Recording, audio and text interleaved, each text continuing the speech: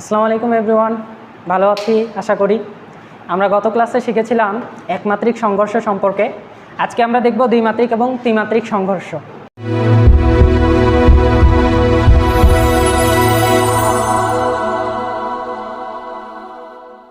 তো গত ক্লাসে আমরা পড়েছিলাম যে সংঘর্ষের সূত্র হচ্ছে কি, summation over P initial is equals to summation over P final. আমাদের দ্বিমাত্রিক এবং ত্রিমাত্রিক সংঘর্ষের ক্ষেত্রে আমাদের সূত্র এটাই থাকবে, কিন্তু সমস্যা হলো যে আমরা গতকাল একমাত্রিক সংঘর্ষের ক্ষেত্রে কী দেখেছিলাম যে সামেশন ওভার পি ইনিশিয়াল আর সামেশন ওভার পি ফাইনাল এগুলো কী হবে, একমাত্রিক, যে কোনো একটা অক্ষ বরাবর গতিশীল হবে। সেক্ষেত্রে আমরা জাস্ট ডাইরেকশন দেখে দেখে প্লাস এবং মাইনাস করেছিলাম। কিন্তু দ্বিমাত্রিক এবং ত্রিমাত্রিক সংঘর্ষে আমরা গত ক্লাসে একটা জাস্ট দ্বিমাত্রিক সংঘর্ষ দেখেছিলাম, ওই যে একটা টেরাভেকা, তিনটা বস্তু তিন দিক থেকে আসতেছিল। সেক্ষেত্রে আমরা যেটা টেরাভেকা ছিল সেটাকে আমরা এক্স অক্ষ এবং ওয়াই অক্ষে উপাংশে বিভক্ত করে ক্যালকুলেশন করেছিলাম। এখন ত্রিমাত্রিক যদি সংঘর্ষ হয় তাহলে সেক্ষেত্রে এক্স অক্ষ, ওয়াই অক্ষ, জেড অক্ষ তিনটা উপাংশ আসবে। তো তিনটা উপাংশের ক্ষেত্রে যদি আমরা তিন ধরনের উপাংশ নিয়ে কাজ করতে যাই তাহলে ক্যালকুলেশনটা কিন্তু অনেক জটিল হয়ে যাবে। তাই আমরা দ্বিমাত্রিক এবং ত্রিমাত্রিক সংঘর্ষের ক্ষেত্রে ভেক্টর দিয়ে সমাধান করার চেষ্টা করব, তাহলে জিনিসটা আমাদের অনেক ইজি হয়ে যাবে। তো আমাদের সূত্র কিন্তু এটাই থাকবে যে P summation over P initial is equals to summation over P final. কিন্তু দ্বিমাত্রিক বা ত্রিমাত্রিক সংঘর্ষের ক্ষেত্রে আমরা লিখব হচ্ছে m1 u1 vector plus m2 u2 vector is equals to m1 v1 vector plus m2 v2 vector. এখন যদি এখানে তিন চারটা বস্তু থাকে তাহলে এদিকে আমাদের তিন চারটা বস্তু যোগ হবে। মেইন জিনিসটা হচ্ছে ভেক্টর আকারে লিখতে হবে। এখন কি করব, আমরা এগুলোকে ভেক্টরে কনভার্ট করে ক্যালকুলেশন করব। ধরো আমরা গতদিন যে দ্বিমাত্রিক সংঘর্ষটা দেখেছিলাম সেটা কেমন ছিল? গতদিনের আমাদের দ্বিমাত্রিক সংঘর্ষটা ছিল এরকম যে এদিকে এই বরাবর একটা বস্তু গতিশীল ছিল এবং এই বরাবর আরেকটা বস্তু গতিশীল ছিল এবং এইখান থেকে একটা বস্তু এক্স অক্ষের সাথে থিটা ডিগ্রি অ্যাঙ্গেল করে অগ্রসর হচ্ছিল। এটা আমরা গতদিন দেখেছিলাম। সেটা আমরা এই বস্তুটাকে এক্স অক্ষ এবং ওয়াই অক্ষে কনভার্ট করে ক্যালকুলেশনটা করেছিলাম। আজকে এক্স অক্ষ আর ওয়াই অক্ষে কনভার্ট করে না, আজকে আমরা ভেক্টর দিয়ে সলভ করার চেষ্টা করব।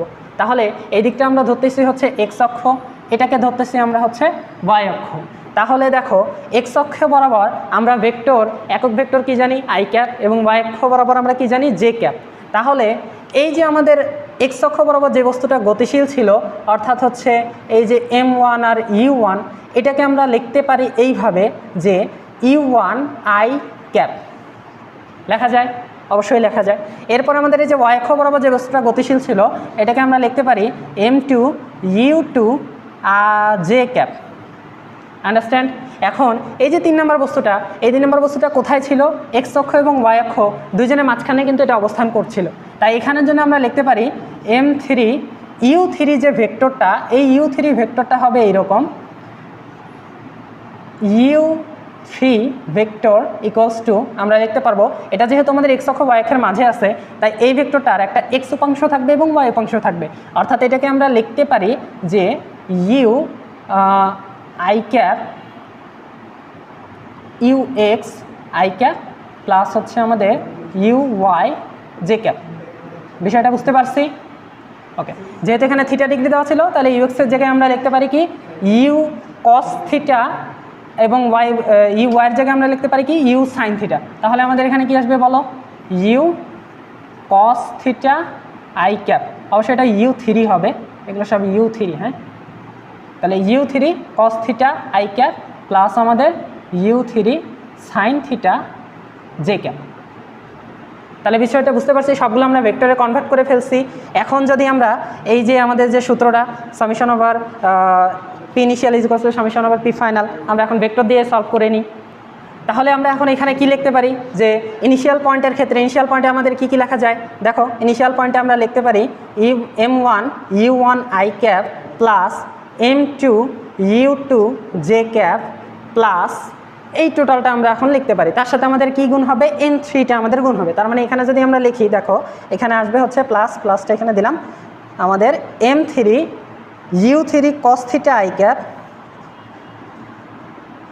Plus m3 u3 sine theta J cap equals to, কোশ্চেনটা কি ছিল তোমার? সংঘর্ষের পরে কি হয়েছে? মিলিত হয়ে যে কোনো একদিকে গিয়েছিল। তাহলে আমাদের একটা মিলিত বেগ হবে v হবে ঠিক আছে, এটা কি হবে অবশ্যই এখানে ভি ভেক্টর হবে এবং তিনটি বস্তুর ভরের যোগফল m1 m2 প্লাস হচ্ছে আমাদের m3। বিষয়টা বুঝতে পারছি?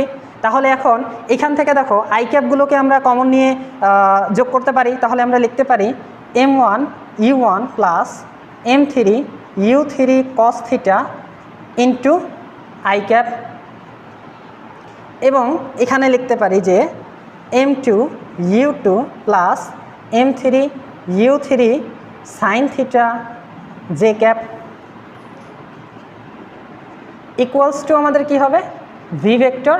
এখন এই যে m1 plus m2 plus m3 ছিল, এটা যদি আমরা টোটালটার নিচে ভাগ করে দেই তাহলে দেখো ভি ভেক্টরের মানটা পাওয়া যাবে m1 m2 প্লাস m3। এটা যদি আমরা ক্যালকুলেশন করি তাহলে কি পাবো আমরা ভি ভেক্টরটা পাবো। এখন ভেক্টর থেকে তোমরা জানো যে ভেক্টরের মান কিভাবে বের করতে হয়, ভেক্টরের মান রুট ওভার এক্স আই এর সহগ স্কোয়ার প্লাস হচ্ছে জে এর সহগ স্কোয়ার। তাহলে এখানে আই এর সহগ কী হবে, আয়ের সহগ হচ্ছে যে m1 u1 plus m3 u3 cos theta divided by m1 plus m2 plus m3, আর জে এর তোমার সহগ কী হবে m2 u2 plus m3 u3 sine theta divided by m1 plus m2 plus m3। বিষয়টা বুঝতে পারছি? তাহলে এরকম যদি আমাদের তিনটা অক্ষ বরাবর যদি বলে, মানে ত্রিমাত্রিক যদি আমাদের কোনো সংঘর্ষ হয় তাহলে কি হবে, ধরো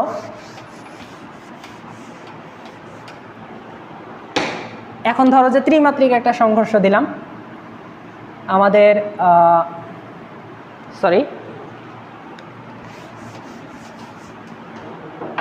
এখন ধরো এটা হচ্ছে আমাদের ওয়াই অক্ষ, এটা এক্স অক্ষ, আর এই দিক বরাবর আমাদের জেড অক্ষ। তাহলে এটা হচ্ছে আমাদের এক্স অক্ষ, এটি হচ্ছে ওয়াই অক্ষ এবং এটি হচ্ছে আমাদের জেড অক্ষ। তাহলে এখন ধরো এক্স অক্ষ বরাবর একটা বস্তু গতিশীল এই দিকে, ওয়াই অক্ষ বরাবর একটা বস্তু গতিশীল এই দিকে এবং জেড অক্ষ বরাবর একটা বস্তু গতিশীল হচ্ছে আমাদের এই দিকে। তাহলে তিনটা বস্তু আমাদের তিনটা অক্ষ বরাবর গতিশীল। তাহলে এটার ক্ষেত্রে আমরা লিখতে পারি m1 u1 আই ক্যাপ, এটার ক্ষেত্রে আমরা লিখতে পারি m2 u2 জে ক্যাপ এবং এটার ক্ষেত্রে আমরা লিখতে পারি m3 u3 কে ক্যাপ লেখা যায়। তাহলে এখন কোশ্চেন হচ্ছে আগেরটার মতোই যে সংঘর্ষের পর মিলিত হয়ে গেছে। তাহলে সংঘর্ষের পর যদি মিলিত হয় তাহলে আমরা এটাকে কীভাবে লিখতে পারি বলো? আগের মতোই লেখা যাবে যে m1 u1 I cap plus m2 u2 J cap plus m3 u3 K cap equals to লেখা যাবে হচ্ছে টোটাল ভি ভেক্টর এবং তিনটা ভরের যোগফল।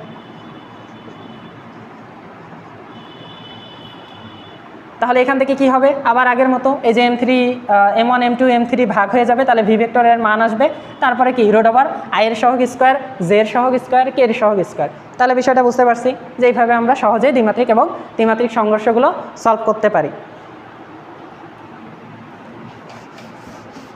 এখন আমরা এতক্ষণ দেখলাম হচ্ছে শুধুমাত্র ভরবেগ সংরক্ষণশীল নীতি। আমরা গতকাল বলেছিলাম যে সংঘর্ষ দুই প্রকার হয়ে থাকে, একটা হচ্ছে আমাদের স্থিতিস্থাপক সংঘর্ষ আর একটা হচ্ছে আমাদের কি অস্থিতিস্থাপক সংঘর্ষ। স্থিতিস্থাপক সংঘর্ষ থেকে আমরা কয়েকটা পয়েন্ট পাই। কি স্থিতিস্থাপক সংঘর্ষ?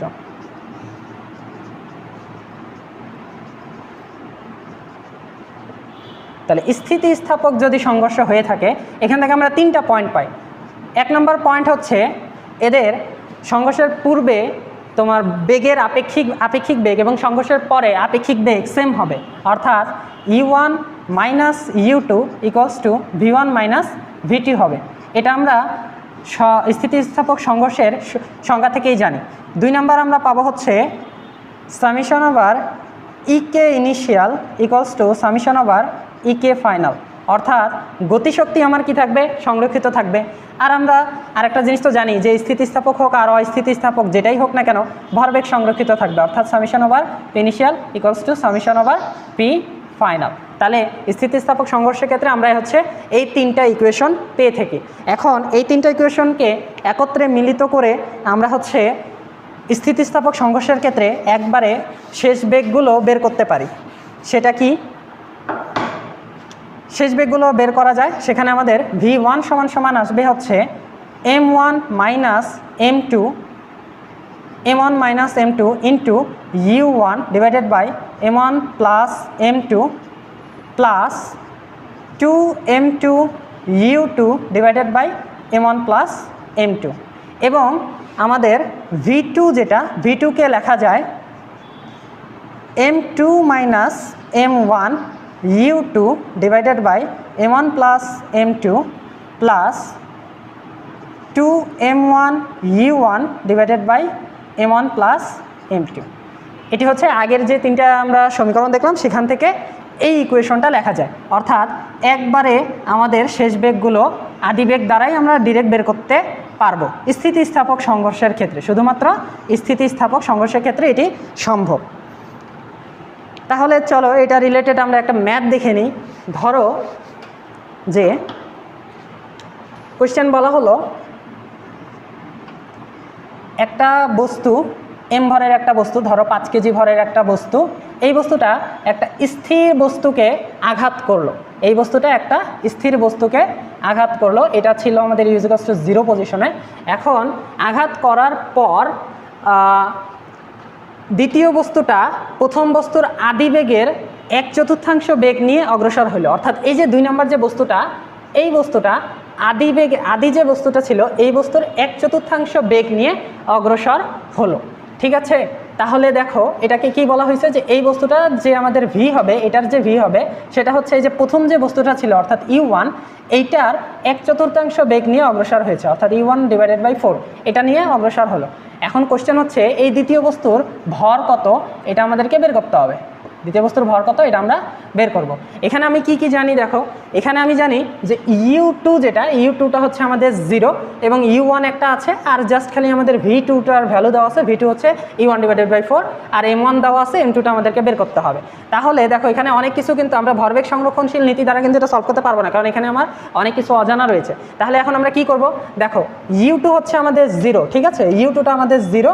তাহলে এখন একটা জিনিস খেয়াল করো যে আমাদের v2টা দেওয়া আছে, তাহলে দেখো v2 এর আমরা সূত্র পেয়েছি, এটা কিন্তু স্থিতিস্থাপক সংঘর্ষ, অবশ্যই কোশ্চেনে এটা বলা থাকবে যে এটা হচ্ছে স্থিতিস্থাপক সংঘর্ষ, ঠিক আছে।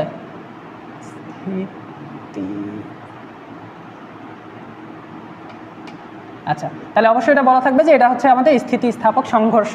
তাহলে সেক্ষেত্রে দেখো আমাদের v2 এর যে এটা আমরা সূত্র, সেখানে আমাদের u2টা 0 ছিল, তার মানে এই টোটাল পার্টটা কি হয়ে যাবে, এই টোটাল পার্টটা আমাদের 0 হয়ে যাবে। তাহলে দেখো ডিরেক্টলি আমরা লিখতে পারি যে v2 সমান সমান তখন হবে হচ্ছে 2m1 u1 divided by m1 plus m2। এখন v2 সমান সমান কত, u1 ডিভাইডেড বাই 4, তাহলে u1 ডিভাইডেড বাই 4 আসলো, এখান থেকে আমরা পাইলাম হচ্ছে 2m1 u1 divided by m1 plus m2। আচ্ছা, তাহলে এখন আমরা যদি ক্যালকুলেশন করি তাহলে কি দাঁড়াবে, দেখো এখানে m1 এর ভ্যালুটা কিন্তু আমরা জানি, m1 এর ভ্যালু হচ্ছে আমাদের 5 কেজি, তাহলে এখানে যদি 5 কেজি ইনক্লুড করে দিই তাহলে একবারে আমরা পেয়ে যাব হচ্ছে 10। এখানে আমাদের m1 এর ভ্যালু যদি ইনক্লুড করে দিই এখানে আসবে 5, ঠিক আছে। তাহলে এখন দেখো ক্যালকুলেশন করলে কি দাঁড়ায়, 5u1 প্লাস হচ্ছে m2 u1 equals to 40u1, ঠিক আছে। তাহলে দেখো 5u1 যদি এই পাশে বিয়োগ হয়ে যায় তাহলে আমাদের m2 u1 সমান সমান আসবে কি 35u1 কাটা গেল, তাহলে সেখান থেকে m2 সমান সমান 35 কেজি। বিষয়টা বুঝতে পেরেছি ম্যাথটা, আশা করি এই রিলেটেড সব ধরনের জিনিসপাতি আমরা বুঝতে পেরেছি। তাহলে কিন্তু আমাদের এখানেই সংঘর্ষটা মোটামুটি ক্লিয়ার হয়ে গেল। আর অস্থিতিস্থাপক সংঘর্ষের ক্ষেত্রে কি হবে, এই জিনিসগুলো একটাও আসবে না, জাস্ট খালি আমাদের ভরবেগ সংরক্ষণশীল নীতি আসবে, আর ভরবেগ সংরক্ষণশীল নীতি আমরা সব কিছু কিন্তু অলরেডি ক্লিয়ার করে ফেলেছি। তাহলে আশা করি আমাদের সংঘর্ষ টপিক্সটা আজকে এখানেই ক্লিয়ার। আমরা সামনে আরও অনেক কনসেপ্ট নিয়ে আসবো, নিউটনীয় বলবিদ্যার আরও অনেকগুলো কনসেপ্ট আমাদের বাকি আছে, সামনে ক্লাসে আমাদের ইনশাআল্লাহ দেখা হবে। আজকের মতো এইটুকুই, আল্লাহ হাফেজ।